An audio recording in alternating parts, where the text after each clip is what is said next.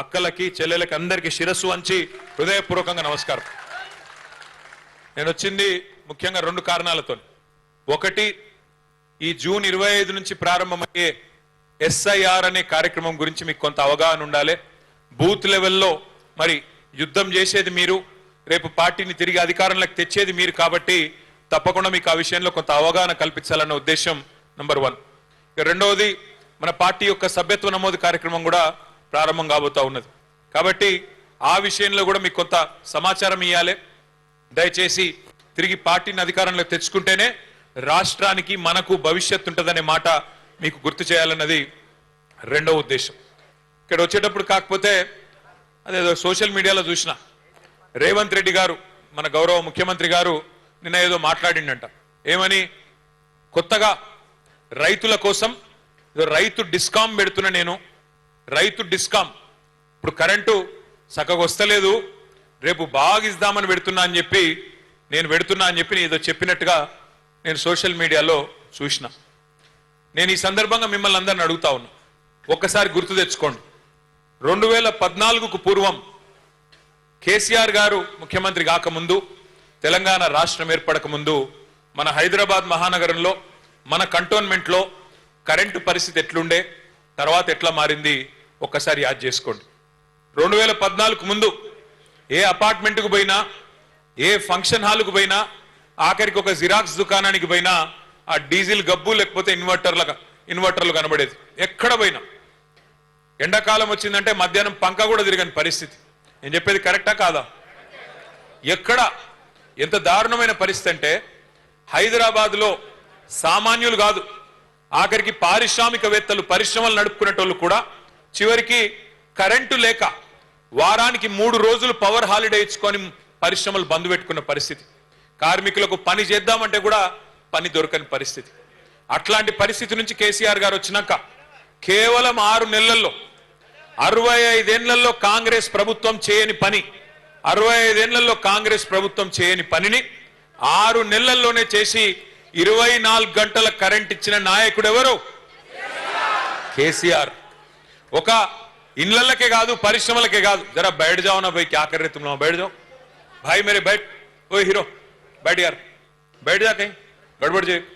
మీరు కూడా కూర్చోరు, కూర్చోరు. 24 గంటల కరెంటు కేవలం పరిశ్రమలకు, ఇళ్లకే కాదు. భారతదేశంలో 28 రాష్ట్రాలు ఉన్నాయి. 28 రాష్ట్రాలు ఉన్నాయి. కోట్ల మంది రైతులు ఉన్నారు. కానీ 79 ఏళ్ల భారతదేశ చరిత్రలో వ్యవసాయానికి ఉచితంగా కరెంట్, 24 గంటల కరెంట్ ఇచ్చిన నాయకుడు ఎవరు?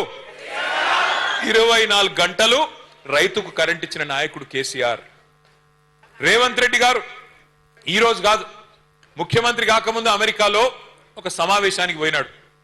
పోయినప్పుడు అక్కడ ఆయన అడిగినారు ప్రశ్న, మరి కేసీఆర్ గారు 24 గంటలు కరెంట్ ఇస్తున్నాడు కదా వ్యవసాయానికి, మరి మీరేం చేస్తారు అని అడిగింది. అడిగితే ఆ రోజు రేవంత్ రెడ్డి గారు చెప్పిన మాట, వ్యవసాయానికి 24 గంటల కరెంట్ ఎందుకండి, వేస్ట్, 3 గంటలు చాలు అని చెప్పిండు. 3 గంటలు కరెంట్ ఇస్తే చాలు, దినం 3 గంటలు ఇస్తే చాలు, అంతకంటే ఎక్కువ అవసరం లేదు అన్నాడు. కానీ నిన్న ప్లేటు ఫిరాయించి మాట మార్చి ఏం చెప్తున్నాడు? 24 గంటల కరెంట్ ఇయనికే నేను రైతు డిస్కాం పెడుతున్నా, రైతుల కోసం ప్రత్యేకంగా. ఎట్లయితే ఎస్పీడీసీఎల్, ఎన్పీడీసీఎల్ ఉంటుందో అట్లాగే కొత్త డిస్కాం పెడుతున్నా రైతులకు అంటున్నాడు. నేను ఒక్కటే మాట మిమ్మల్ని అడుగుతున్నా, రేవంత్ రెడ్డి చెప్పింది చేయడు, చేసేది చెప్పడు. ఆయన అలవాటు అది ఇప్పటికే అర్థమైంది మనందరికీ. నేను ఉత్తగానే చెప్తలేను ఈ మాట. ఇగో ఇప్పుడు ఒకటే చిన్న మాట, ఇక్కడ మా ఆడబిడ్డలు ఉన్నారు. ఏం చెప్పిండమ్మా మీకు అన్నాడు? కేసీఆర్ గారు 1,00,000 రూపాయలు ఇస్తున్నాడు లగ్గం చేసుకుంటే ఆడపిల్లలు, నేను తులం బంగారం ఇస్తా అన్నాడా లేదా? అన్నాడా? తులం బంగారం ఇచ్చుడు కాదు, అగో తెలంగాణ తల్లి ఉన్నది అక్కడ, ఆ తల్లి నెత్తి మీద కిరీటం ఎత్తుకపోయిండు, వడ్డానం కూడా ఎత్తుకొని పోయిండు, అవి కూడా మాయం చేసిండు. బంగారం కిరీటం ఎత్తుకపోయిండు, బంగారం వడ్డానం కూడా మాయం చేసిండు. గంత దొంగ. తులం బంగారం ఇచ్చుడు కాదు, మీ మెడల పుస్తలతాడు గుంజుకపోతే వాడే మంచోడని చెప్పిన నేను. కొంతమంది నమ్మిర్రు, కొంతమంది నమ్మలేదు. హైదరాబాద్ లో మీరు ఎవ్వరు నమ్మలే. కంటోన్మెంట్ లో ఆ రోజు లాస్యా నందిత పోటీ చేస్తే 18,000 ఓట్ల మెజారిటీతో మీరు కూడా ఆనాడు గులాబీ జెండాని గెలిపించిండ్రు. మీరు కూడా చెప్పినారు మళ్ళీ కేసీఆరే ఉండాలి, కేసీఆర్ ఉంటేనే హైదరాబాద్ బాగుంటుందని చెప్పింది. ఎందుకు చెప్పింది? మీరు కంటోన్మెంట్ లో పని జరిగింది కాబట్టి. మీరు అనుకోలే అన్నాడు కాంటోన్మెంట్ వేరు, ఈ బోర్డు వేరు, ఇది మిలిటరీ వాళ్ళ చేతులు ఉంటుందట, రాష్ట్ర ప్రభుత్వం చేతిలో ఉండదట అనే ఒక కథ ఉండే ఇక్కడ.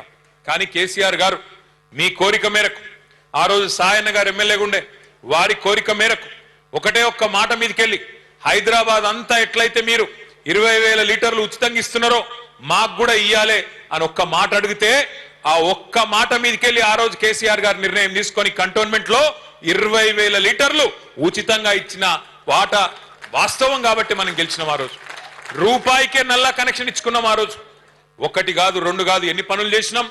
మీ మిలిటరీ వాళ్ళు సతాయిస్తుంటే, మాటి మాటికి రోడ్లు బంద్ చేస్తుంటే నేను తిరిగిన ఉత్తరాలు పట్టుకొని ఆ కేంద్ర మంత్రుల చుట్టూ, రక్షణ మంత్రులు, సార్ ఇట్లా మీరు రోడ్లు బంద్ చేస్తే హైదరాబాద్ లో ఆగమాగం అవుతుంది, మా కంటోన్మెంట్ లో ప్రజలు ఆగమాగం అవుతారు, ఇష్టానుసారంగా అడ్డగోలుగా రోడ్లు బంద్ చేయొద్దు మీరు అని డిమాండ్ చేసినాం. మనం ఆఖరికి ఈడికెళ్ళి మన జుబ్లీ బస్ స్టాండ్కి వెళ్ళి అటు షామీర్పేటకు పోయేందుకు మనం పెద్ద ఫ్లైఓవర్ కడతామంటే జాగా ఇయ్యలే. చాలా కాలం 5 కేంద్ర మంత్రులను కలిసినాం, బతిమిలాడినాం. ఆఖరికి 2023 సంవత్సరంలో మనం మొత్తం పనంతా చేసినాక ఆఖరికి మన ప్రభుత్వం దిగిపోయినాక కాగితం వచ్చింది. ఏదో 100 ఎకరాలు ఇచ్చే కాగితం అప్పుడు వచ్చింది. కానీ మనం బాధపడలే, ప్రజలకు మంచి జరిగితే చాలు అనుకున్నాం తప్ప ఎన్నడూ వేరే తిరిగి ఆలోచించలే.